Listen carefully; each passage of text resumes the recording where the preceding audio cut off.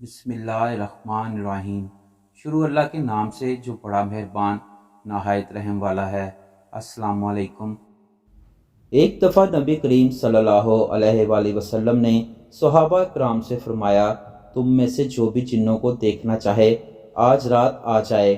حضرت ابن مسعود رضی اللہ تعالیٰ عنہ کہتے ہیں کہ میرے سوا اور کوئی نہ آ سکا۔ آپ صلی اللہ علیہ وآلہ وسلم مجھے اپنے ساتھ لے کر مکہ کی اونچی پہاڑی پر پہنچے۔ آپ صلی اللہ علیہ وآلہ وسلم نے پاؤں مبارک سے میرے لیے ایک دائرہ کھینچ کر فرمایا، تم اس کے اندر بیٹھے رہنا۔ آپ صلی اللہ علیہ وآلہ وسلم حضرت ابن مسعود رضی اللہ تعالیٰ عنہ کو اس دائرے میں بٹھا کر آگے تشریف لے گئے اور ایک جگہ کھڑے ہو کر قرآن پاک کی تلاوت شروع فرما دی۔ اچانک جنوں کی ایک بڑی جماعت نے آپ کو گھیر لیا اور میرے اور آپ صلی اللہ علیہ وآلہ وسلم کے درمیان وہ جماعت حائل ہو گئی۔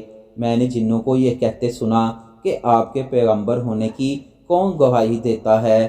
قریب ہی ایک درخت تھا۔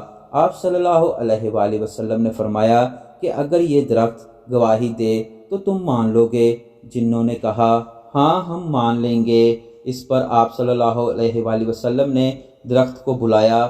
درخت نے آ کر آپ صلی اللہ علیہ وآلہ وسلم کے پیغمبر ہونے کی گواہی دی اور وہ سارے جن آپ صلی اللہ علیہ وآلہ وسلم کی نبوت پر ایمان لے آئے۔